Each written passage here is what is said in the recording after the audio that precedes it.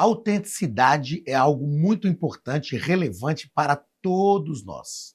É muito bom, por exemplo, quando você vai comprar uma peça de um carro, por exemplo, você compra a peça autêntica, ou seja, é aquela peça que foi fabricada para aquele veículo pela mesma montadora do veículo, ou por todos aqueles que são envolvidos na montagem do veículo. Isso faz com que o veículo funcione bem, ou seja, peça autêntica e não paralela. Ser autêntico é viver de acordo com aquilo que nós realmente somos, que nós fomos projetados por Deus para ser. Não há como ter autenticidade distanciados de Deus. Isso porque somos criados por Ele. Ele é o nosso Criador. E quanto mais próximos, quanto mais apegados, quanto mais dependentes de Deus estivermos, mais autênticos nós seremos. Nós vivemos num mundo que busca autenticidade, luta pela autenticidade, quer a autenticidade, mas quer uma autenticidade distante daquele que criou a autenticidade em nós. Que nós pensemos nisso e busquemos a nossa autenticidade no Senhor, para a glória do nome de Jesus e para que vivamos a nossa verdadeira autenticidade. Queridos, sejam bem-vindos à Academia de Pregadores. Eu sou o pastor Anderson Silva, estamos juntos mais uma vez nas nossas lições bíblicas de Escola Dominical, currículo dos jovens, e hoje nós iniciaremos o primeiro trimestre de 2025. Iniciaremos um trimestre novo, falaremos sobre a verdadeira religião, um convite à autenticidade na carta de Tiago. O nosso escritor é o pastor Eduardo Leandro Alves, que é pastor auxiliar na Assembleia de Deus em João Pessoa, na Paraíba. Ele é doutor em teologia e autor de várias obras publicadas pela CPAD. O pastor Tiago vai fazer uma tratativa de 13 lições a partir da carta de Tiago, que é o livro mais prático da Bíblia, e nós vamos aprender algumas coisas muito importantes e relevantes para viver a nossa autenticidade, para viver o cristianismo autêntico. Enfim, é sobre isso que nós trataremos durante todo esse trimestre. Está aí na sua tela a capa da nossa nova revista, primeiro trimestre 2025, e hoje nós estudaremos a lição de número 1.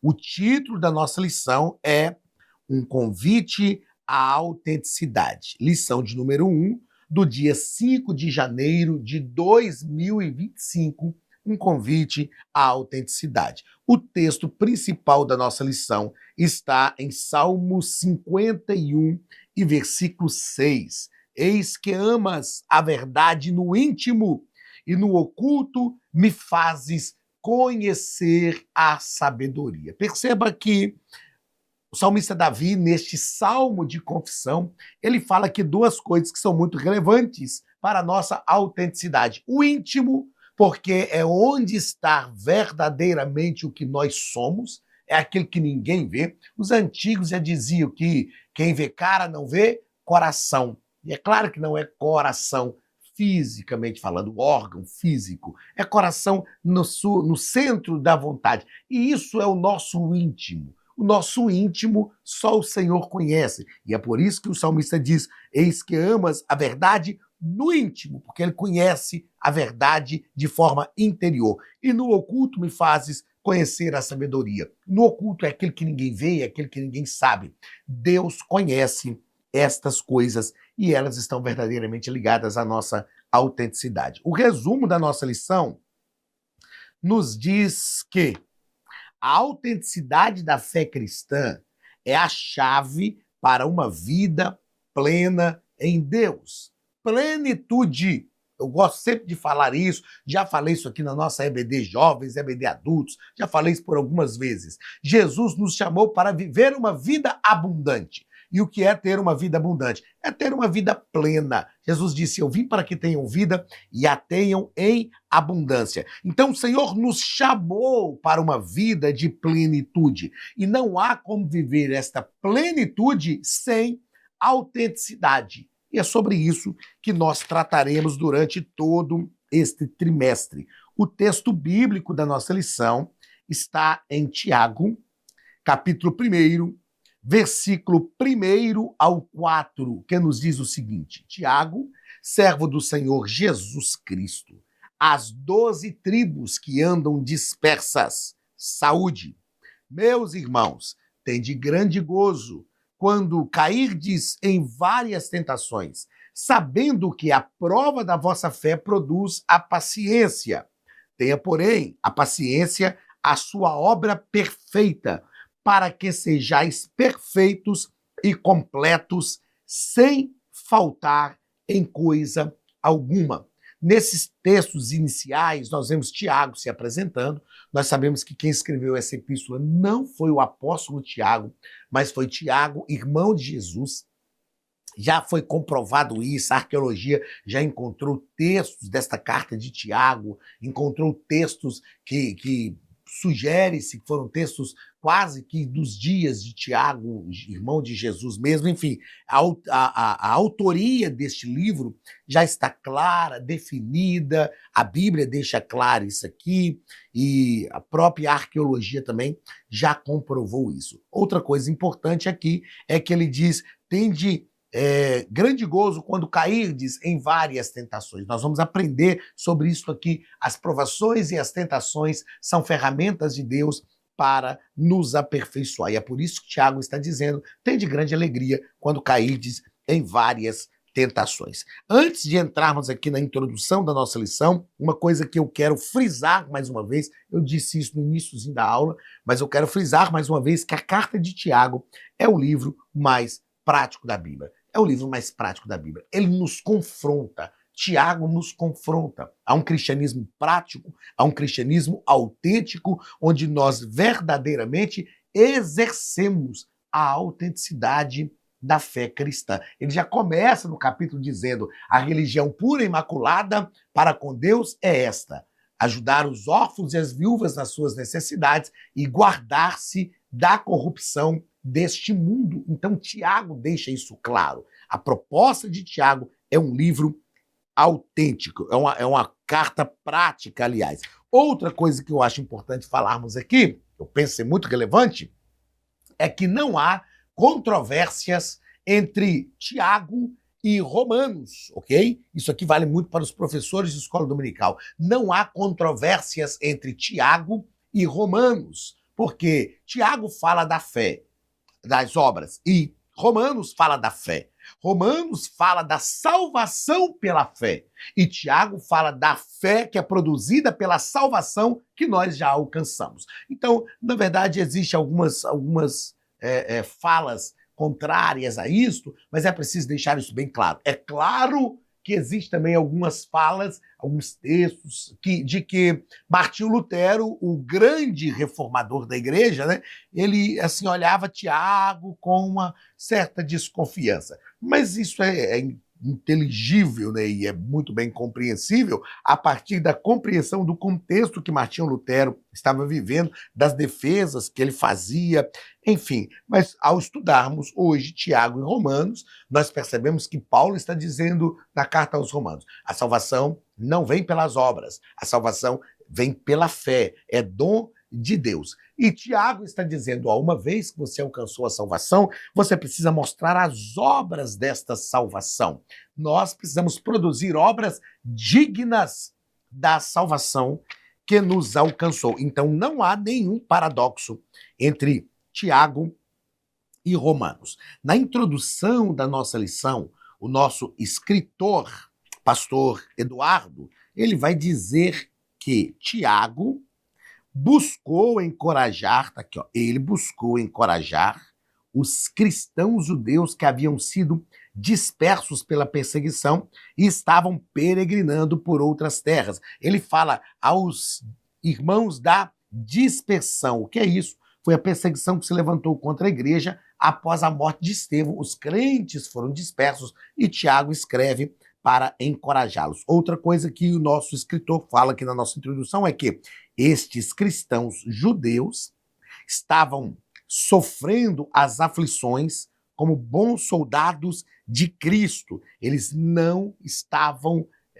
retrocedendo na sua fé. E a carta é repleta de conselhos práticos para uma vida cristã bem-sucedida. pois o objetivo é auxiliar os leitores a amadurecerem na fé cristã, trazendo esperança em meio às tentações. Na lição de número 2, nós vamos estudar um pouco sobre a diferença de tentações e provações. Mas, enfim, Tiago está encorajando os crentes a continuarem firmes, fiéis, a seguirem em frente sem desanimarem. Primeiro ponto da nossa lição, a carta de Tiago. Nesse primeiro ponto, nosso comentarista, o nosso escritor, o pastor Eduardo Leandro Alves, vai fazer uma tratativa de alguns pontos mais técnicos da carta, mas que são muito relevantes nesta primeira lição, que é a lição introdutória da carta de Tiago. Então, primeiro ponto, a carta de Tiago. Primeiro parágrafo, a autoria. Como nós já falamos aqui, não há dúvidas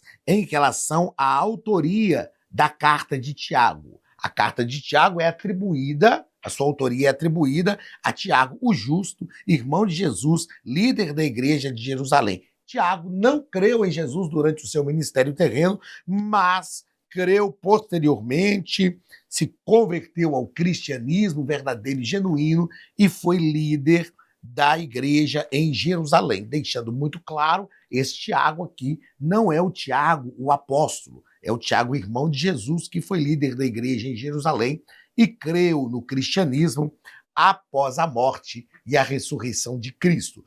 Segundo parágrafo do primeiro ponto, o contexto histórico e a data. Tiago escreveu a carta em um contexto de perseguição aos cristãos. A citação às 12 tribos dispersas refere-se aos crentes de origem judaica, ou seja, Tiago escreveu aos crentes judeus. É muito importante nós entendermos isso, porque o único apóstolo dos gentios, ou seja, da igreja não judaica, foi o apóstolo Paulo. Então, Tiago escreveu aos crentes não judeus e esta carta foi escrita aproximadamente entre os anos 45 a 49 depois de Cristo. Então perceba que nós estamos vivendo aqui o período da igreja primitiva, é um período de perseguições em que essa carta foi escrita. O destinatário da carta, é importante deixar claro que o destinatário da carta é específico, mas a mensagem não.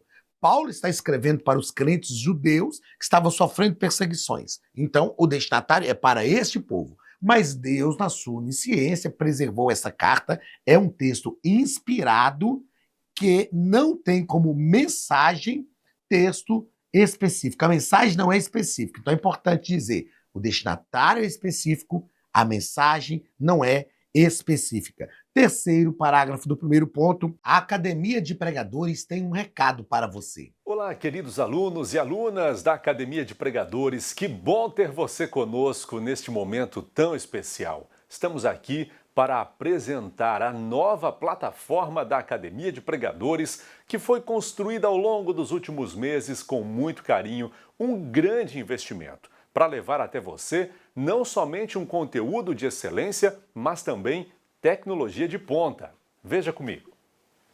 Os cursos estão organizados por trilhas na página principal. Aqui você encontra sugestões, lançamentos, temas específicos e outras categorias.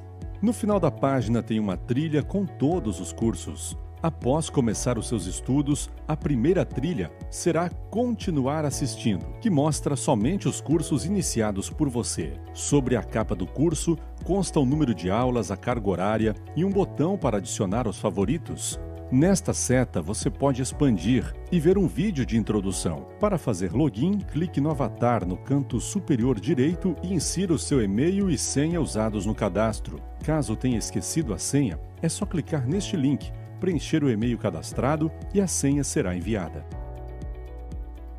No canto superior esquerdo fica o novo menu do portal. Ao abrir um curso pela primeira vez, você vê as informações do curso e do professor. E na lateral, ou logo abaixo se for no celular, está a lista de módulos e aulas.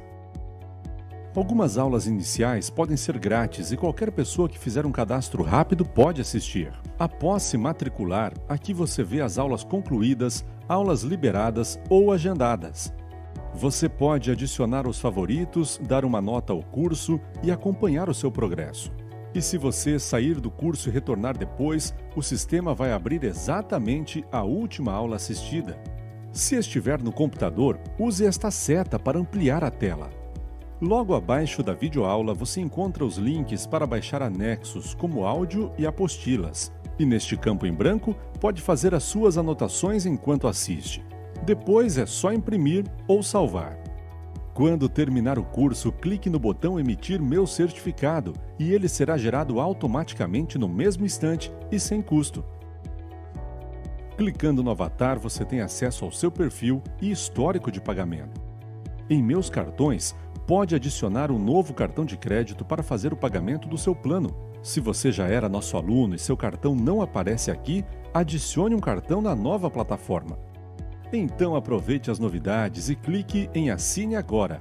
Escolha um dos planos, venha para a Academia de Pregadores, a maior escola bíblica online do Brasil.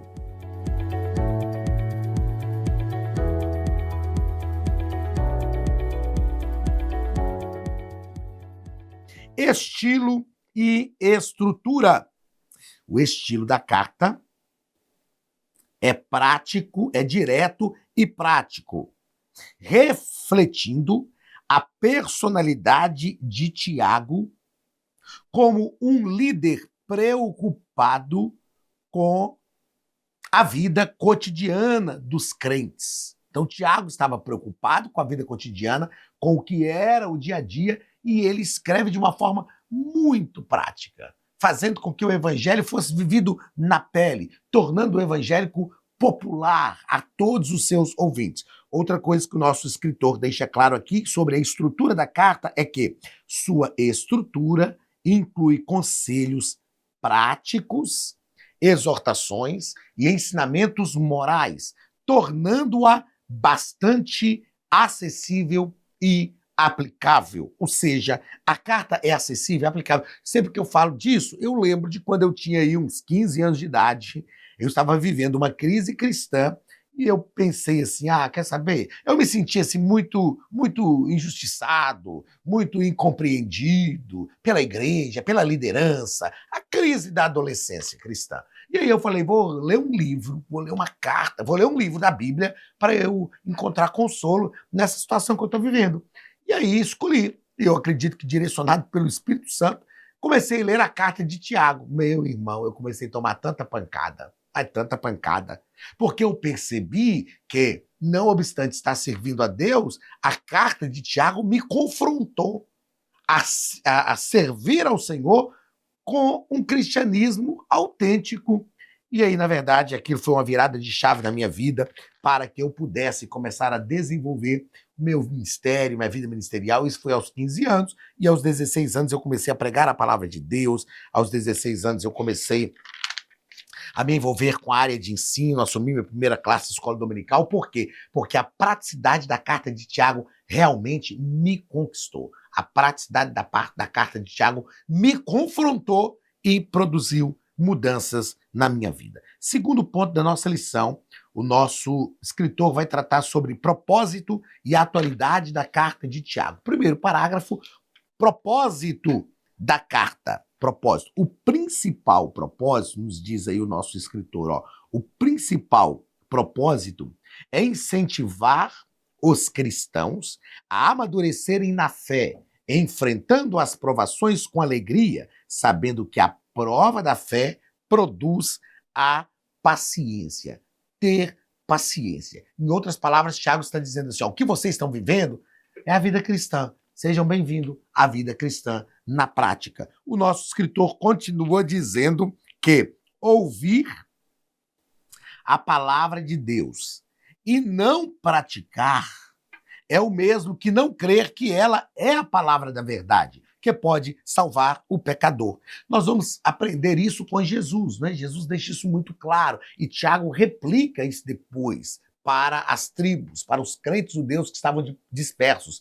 Jesus, no Sermão do Monte, lá no capítulo 7, finalizando o Sermão da Montanha, capítulo 7 de Mateus, Jesus diz assim, aqueles que ouvem as minhas palavras e não as praticam, eu os comparo a uma casa que foi construída sobre a areia.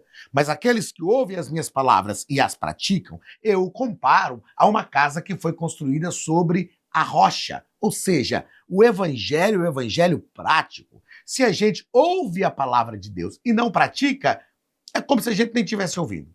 Na verdade, é impossível ser crente sem praticar a palavra de Deus. Eu falo que, infelizmente, o meio protestante começou a sofrer aquilo que o catolicismo romano já sofreu há algumas décadas atrás.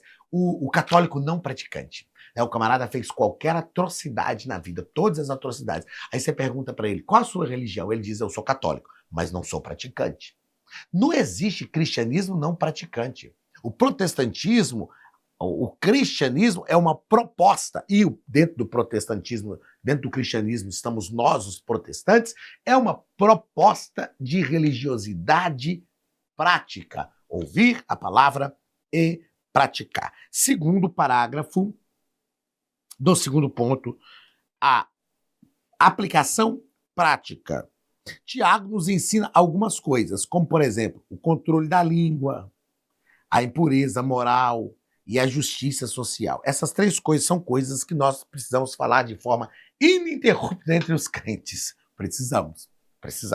Controle da língua é, como bem propôs aqui o pastor Eduardo, é a principal delas. A Bíblia diz, Tiago fala que o poder da morte e da vida estão na língua. A língua detém o poder da morte e da vida. Pureza moral, nós somos aí atacados em todo o tempo por esse sistema mundano, depravado, pecaminoso, e a justiça social. A igreja não pode se calar diante de situações que exigem justiça social. O nosso escritor, pastor Eduardo, continua dizendo o seguinte, é importante pensar em como podemos ajudar as pessoas, e também a nós, pus a mão em cima do microfone aqui, a serem praticantes da palavra e não apenas ouvintes. Como nós podemos promover isso na vida das pessoas? Como nós podemos motivar as pessoas a serem praticantes e não ouvintes da palavra? Então, esta é a aplicação prática que Tiago propõe. A gente não pode estudar a carta de Tiago, esse é um convite para nós esse trimestre, muito mais intenso. A gente não pode estudar um texto como o texto de Tiago e simplesmente continuar vivendo do mesmo jeito. Nós precisamos deixar esse texto bíblico nos confrontar e procurar viver de forma que a palavra de Deus realmente exige de nós. Terceiro parágrafo do segundo ponto. Autenticidade, ou convite à autenticidade. Autenticidade é a prática do ser verdadeiro consigo mesmo e com os outros, mantendo a coerência entre crenças, valores e ações. Eu quero grifar essa palavra aqui, coerência. A palavra coerência sempre me chama muita atenção. Eu gosto sempre de dizer o seguinte, às vezes a pessoa está cometendo fatos errados, está andando por um caminho tortuoso, mas ela é coerente com aquilo que ela faz. A pessoa xinga, palavrão, faz isso, mas está sendo coerente com aquilo que ela é. Pronto, ela não está enganando ninguém. Está sendo coerente com aquilo que ela é. Nós precisamos buscar ser coerentes. Você verdadeiramente está sendo coerente com a fé que você professa?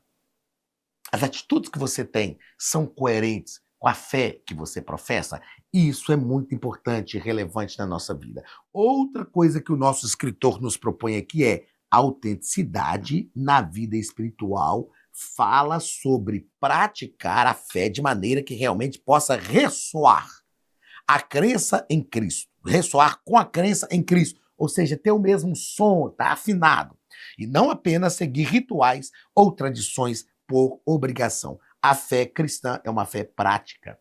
Vou repetir aqui algo que eu disse já esse trimestre, gravando a lição dos adultos. Na fé cristã nós temos princípios, não rituais, tradições por obrigação, mas existem princípios, que são princípios bíblicos, princípios da palavra de Deus. Isto é autenticidade, é ter uma fé, atitudes, ter uma prática que ressoe com a crença que nós temos em Cristo. E por fim, nesse terceiro parágrafo, o nosso escritor diz que Tiago encoraja os que sofrem a terem a certeza de que Deus está trabalhando por meio das aflições para nos moldar e encorajar a nossa fé.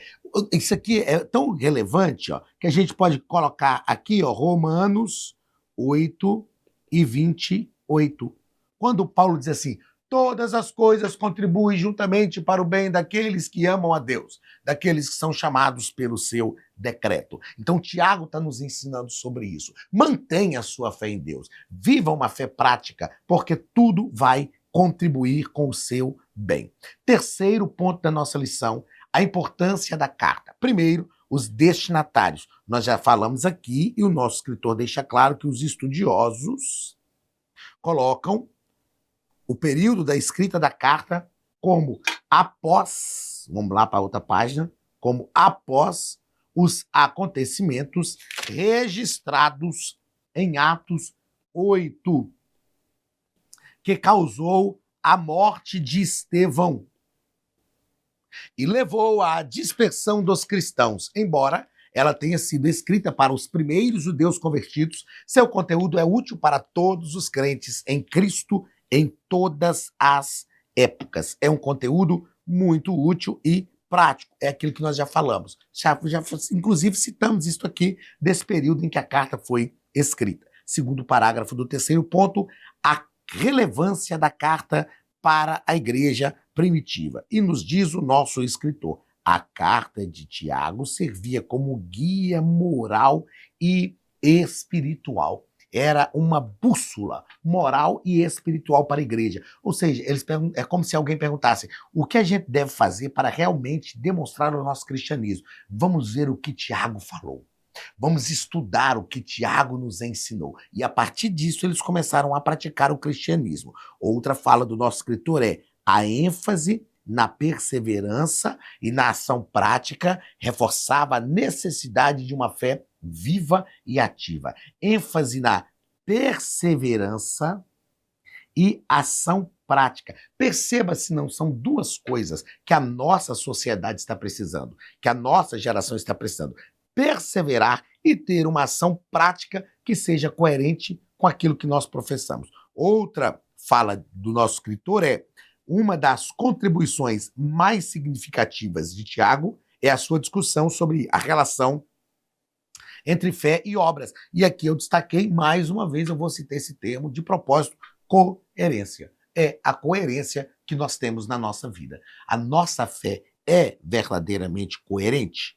E, por fim, terceiro e último ponto da nossa lição, a sua contemporaneidade. O que a carta de Tiago tem a ver conosco hoje? E o nosso escritor diz que a importância da ação, da oração, a paciência nas provações e o controle da língua são temas que nós encontramos ali, ó. Importância da oração, paciência nas provações e controle da língua. Você acha que isso é importante para os nossos dias? Sim ou não? Claro que é. Tem relevância. A carta de Tiago é relevante, prática, aplicável, necessária. Ela cai como uma luva para a geração que nós vivemos. E outra coisa que o nosso escritor diz aqui nesse terceiro ponto é: a ênfase de Tiago na autenticidade e na coerência entre fé e obras desafia os crentes a viverem de maneira que reflitam verdadeiramente os ensinos de Jesus. Eu vou citar mais uma vez aqui o livro